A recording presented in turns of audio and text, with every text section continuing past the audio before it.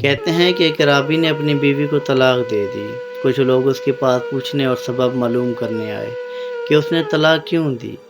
وہ کہنے لگا کہ وہ ابھی عدت میں ہے، ابھی تک وہ میری بیوی ہے، مجھے اس سے رجوع کا حق حاصل ہے۔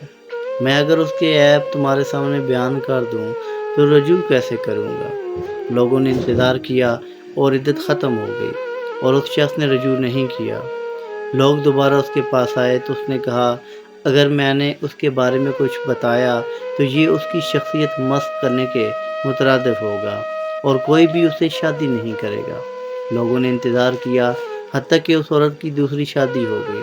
لوگ پھر اس کے پاس آئے اور طلاق کا سبب پوچھنے لگے۔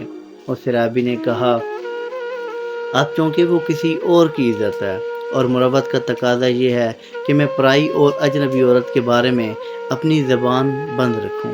یہ ویڈیو ان لوگوں کے لیے ہے جو اپنی بیوی کی غلطیاں اپنے دوست احباب کو بتاتے پھرتے ہیں۔ دوسروں کے عیب چھوڑو، کبھی اپنے سامنے بھی آئینہ رکھو۔ اگر ویڈیو اچھی لگے تو لائک اور شیئر ضرور کیجیے گا۔ جزاکم اللہ خیر۔ سلام پہنچے۔